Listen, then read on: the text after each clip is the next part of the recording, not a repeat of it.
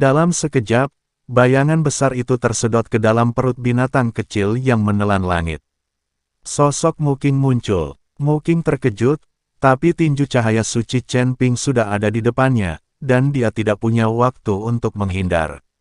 Ledakan. Mu Qing sangat terpukul oleh tindakan Chen Ping. Tubuh Mu Qing langsung terbang mundur, muntah darah. Dia tidak pernah menyangka situasi seperti ini akan terjadi. Ketika manajer Liu melihat ini, dia panik, melompat, dan menamparkan Chen Ping dengan telapak tangannya. Jejak telapak tangan memadat, menutupi langit dan bumi. Ketika kepala istana Guanghan melihat ini, tubuhnya terangkat ke udara dalam sekejap. Suhu langit dan bumi tiba-tiba turun. Dengan tembakan telapak tangan, dia langsung membekukan jejak telapak tangan manajer Liu untuk menghindari kematian atau cedera. Saat manajer Liu bertarung dengan kepala istana Guanghan, Luo Shouhai berteriak keras. Dalam sekejap, semua orang naik ke langit. Mereka telah melakukan persiapan, dan sekarang mereka menembakkan kekuatan spiritual satu demi satu. Semua orang di keluargamu juga mengambil tindakan pada saat yang sama. Tepat ketika huru hara akan pecah, kekosongan bergetar, dan kemudian sesosok tubuh muncul di udara. Melihat orang itu datang, Mu Qing tiba-tiba menjadi bersemangat. Ternyata itu adalah hantu kepala keluargamu. Dia pasti tahu bahwa Mu Qing dan yang lainnya datang ke istana Guanghan untuk membalas dendam, jadi dia datang ke sini dengan khawatir. Qinger, kamu terlalu ceroboh. Sekarang kamu adalah satu-satunya anak laki-laki yang tersisa sebagai seorang ayah. Bagaimana jika sesuatu terjadi padamu? Sekarang, lakukan apa yang ingin kamu lakukan. Aku akan menghentikan yang lain. Kepala keluargamu berkata pada Mu Qing. Setelah mendengar kata-kata ayahnya, Mu Qing mengangguk dengan penuh semangat. Tapi kepala istana Guanghan memiliki wajah yang sangat suram saat ini, dan matanya penuh dengan dingin. Dia masih bisa menangani manajer Liu. Tapi inilah pemimpin keluargamu yang lain. Meskipun dia hanya bayangan, kekuatannya mungkin tidak lebih rendah dari alam kesengsaraan tingkat 9. Aku akan menghentikan orang tua ini. Aku melihat hantu gunung iblis tua mengaum dengan marah, dan kemudian aura abu-abu melonjak ke seluruh tubuhnya, langsung membentuk cakar raksasa dan menuju ke arah kepala keluargamu. Kepala istana Guanghan juga melambaikan tangannya, dan udara dingin yang mengerikan melonjak, berubah menjadi 2 es dan menyerang manajer Liu. Huru hara dimulai seketika, dengan aura yang tak terhitung jumlahnya beterbangan dan berbagai mantra saling terkait. Langit dan bumi bergetar dalam huru hara ini. Seluruh wilayah selatan tampaknya terpengaruh, dan retakan ruang waktu terus muncul di kehampaan. Seluruh gunung iblis surgawi berguncang, dan banyak orang menatap ke arah istana Guanghan. Ribuan biksu bertempur di udara. Sosok mereka bergerak cepat melintasi medan perang, sama sulitnya dengan hantu. Setiap konfrontasi disertai dengan aura yang mempesona, menerangi seluruh medan perang. Senjata sakti dan senjata spiritual para biksu beterbangan di udara, ada yang melesat di langit seperti meteor, ada yang beratnya seperti gunung raksasa, dan ada yang berkabut seperti hantu. Setiap kali senjata ajaib itu bertabrakan, terdengar suara memekakkan telinga yang membuat tanah bergetar. Cahaya senjata ajaib terjalin membentuk lautan cahaya yang indah, menyelimuti seluruh medan perang. Teriakan, raungan, dan makian para biksu datang dan pergi, membentuk simfoni pertarungan yang penuh gairah. Wajah mereka penuh tekad dan kegilaan, dan setiap pasang mata bersinar dengan cahaya yang menyala-nyala, seolah-olah hendak mencurahkan seluruh kekuatannya. Di medan perang, debu beterbangan dan asap memenuhi udara.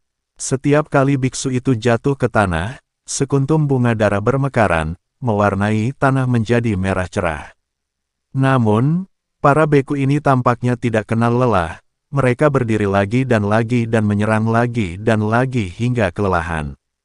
Saya melihat seorang biksu memegang pedang panjang, pedang itu bersinar dengan cahaya dingin. Sosoknya seperti angin, dan dia bergerak dengan ringan di antara kelompok musuh. Keterampilan pedangnya seperti awan yang mengalir dan air yang mengalir, terkadang secepat kilat, terkadang selembut kucing. Setiap kali dia mengayunkan pedangnya, dia dapat mengeluarkan angin pedang yang dahsyat, memaksa musuh di sekitarnya mundur beberapa langkah. Pada saat yang sama, biksu lain sedang memegang kapak perang yang sangat besar. Dia begitu kuat sehingga setiap kali dia mengayunkan kapaknya, dia sepertinya mampu mengguncang bumi. Kapak tempur itu menarik lintasan tajam di udara, dan aliran udara yang dibawanya menggulung debu di sekitarnya, membentuk medan perang yang kacau balau. Kedua biksu itu berpapasan di udara, dan benturan pedang dan kapak menimbulkan suara yang memekakkan telinga, seolah-olah langit pun berguncang. Di sekitar sini, pertempuran antar biksu lainnya juga sama sengitnya. Seseorang merapal mantra yang kuat, mengaktifkan kekuatan langit dan bumi untuk membentuk lautan api, es atau guntur, menenggelamkan musuh di dalamnya. Beberapa orang mengandalkan keterampilan tubuh mereka yang luar biasa untuk bergerak bebas di antara kelompok musuh, mencari kekurangan dan memberikan pukulan fatal. Di medan perang, cahaya dari berbagai mantra saling terkait, membentuk tirai cahaya berwarna-warni. Di tirai tipis ini, sosok para biksu menjulang, dan setiap konfrontasi penuh dengan sensasi dan kegembiraan. Para beku terus mati, kehilangan nyawa mereka selamanya. Semakin banyak biksu yang menyelamatkan jiwa mereka dan dipimpin oleh Jiang Yulian ke sekte jiwa iblis. Orang-orang segera mulai membentuk kembali tubuh mereka. Mata Chen Ping memerah ketika dia melihat para biksu yang jatuh. Dalam pertempuran hari ini, Chen Ping hanya bisa menjadi layak bagi para biksu yang mati dengan membunuh Mu Qing itu. Mu Qing juga memiliki mata merah. Saat ini, kedua belah pihak memiliki mata merah. Chen Ping dan Mu Qing semuanya berubah menjadi aliran cahaya, bergerak dengan ganas ke arah mereka. Pukul bersama dan pergi. Sekarang bagi mereka, kamu akan mati atau aku yang mati. Tidak ada ruang untuk mundur. Tepat ketika Chen Ping dan Mu Qing hendak bertabrakan, segala sesuatu di sekitar mereka tiba-tiba tampak berhenti. Kemudian sebuah suara dari langit datang perlahan, saya telah mengasingkan diri selama ratusan tahun, dan saya akan naik menuju keabadian, tetapi saya diganggu oleh Anda, anak-anak bodoh. Sialan, apa menurutmu aku tidak muncul selama ratusan tahun, jadi kamu tidak memperlakukanku seperti ini? Apakah kamu menganggap serius suamimu?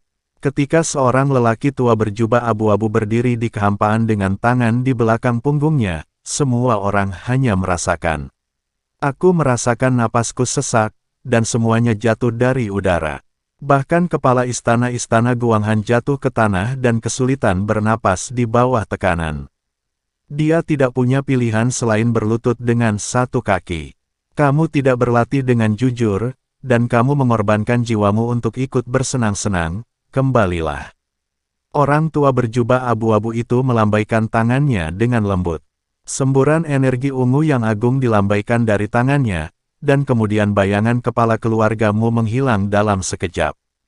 Tetapi saat ini, kepala keluargamu, yang sedang mundur di keluargamu, muntah darah dan wajahnya sangat pucat.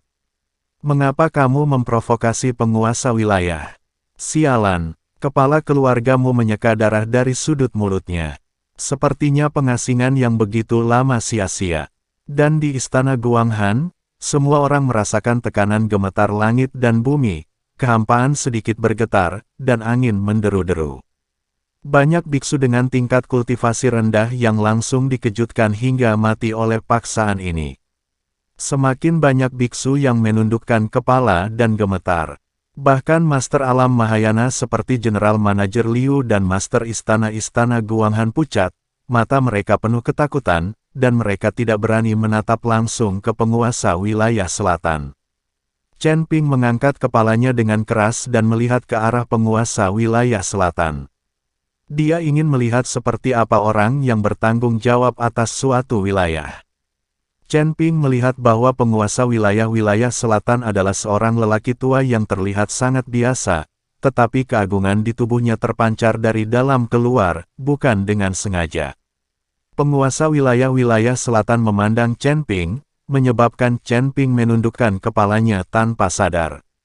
Karena tekanan yang dipancarkan dengan bebas oleh penguasa wilayah selatan membuat Chen Ping merasa seperti sedang ditekan oleh gunung. Seluruh tubuhnya tidak bisa menahan ketegangan, dan dia hanya bisa melawan dengan seluruh kekuatannya. Mata penguasa wilayah selatan tertuju pada Chen Ping untuk waktu yang lama. Lalu dia perlahan membuang muka dan berkata dengan tenang, "Saya tidak peduli mengapa kalian bertarung. Jika kalian berani bertarung dalam skala besar, kalian semua akan mati." Mendengar kalimat ini, tubuh semua orang terkejut dan kepala mereka berkeringat dingin. Beberapa beku begitu ketakutan hingga mereka pingsan dan ketakutan sampai mati. Tapi untungnya jiwa masih ada. Selama tubuh fisik tidak hancur, masih bisa kembali. Hebat sekali. Setelah saya selesai menemukan tulang dan membentuk kembali tubuh fisik, saya akan jauh lebih baik dari dia. Petik 2. Wajah Raja Iblis Ciyun penuh dengan rasa iri. Saat ini, dia juga ingin pamer. Ketika dia masih hidup, dia belum pernah melihat biksu tingkat rendah ini sama sekali. Dunia seperti dunia surgawi hanyalah medan perang bagi iblis seperti Raja Iblis Ciyun.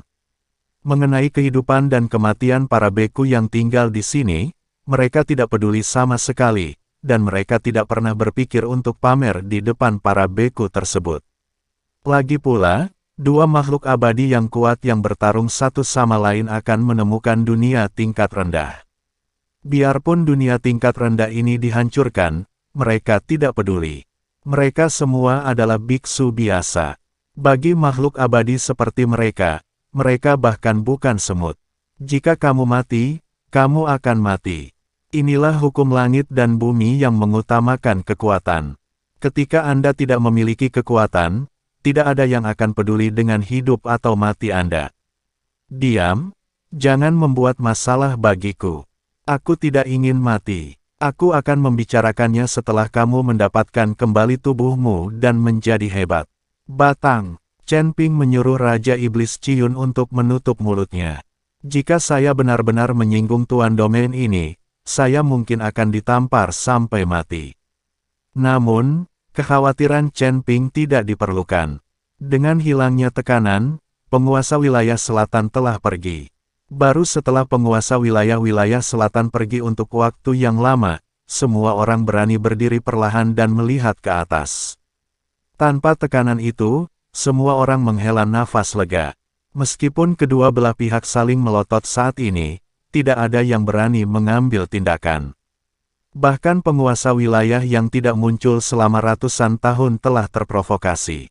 Jika dia berani mengambil tindakan, jiwanya pasti akan hilang. Mu Qing memandang Chen Ping dengan enggan, tapi dia tidak berani mengambil tindakan lagi. Apalagi saat pancaran jiwa ayahnya tiba-tiba menghilang, Mu Qing sangat khawatir. Jantung, jika penguasa wilayah selatan menyalahkannya, saya khawatir ayahnya akan terluka sekarang. Jika Anda terluka selama masa kritis retret ini, semua upaya Anda sebelumnya akan sia-sia. Semua waktu yang dihabiskan untuk berlatih dalam pengasingan sia-sia. Wah, kamu beruntung hari ini, tapi kamu tidak akan pernah seberuntung itu di masa depan. Jika Anda memiliki keterampilan, kami akan menemui Anda di arena seni bela diri di kota Nanjing dalam sebulan. Jika kamu berani datang, aku akan menunggumu.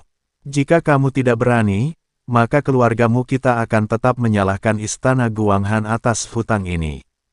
Mu Qing mengertakkan gigi dan berkata dengan mata dingin. Chen Ping, yang awalnya tidak dia perhatikan sama sekali, kini membuat taruhan. Ada apa dengan ini? Setelah sebulan, kamu sama sekali bukan pasangan yang tepat untukku. Tangan. Petik 2. Chen Ping memiliki keyakinan penuh. Sebulan kemudian, Mu Qing, yang merupakan pemain Mahayana level pertama, tidak akan menganggapnya serius sama sekali. Oke, kalau kamu punya nyali, aku akan menunggumu. Setelah Mu Qing selesai berbicara, dia melambaikan lengan bajunya dan pergi, membawa semua orang di keluarga Mu bersamanya. Adegan kacau tadi menjadi lebih tenang sekarang.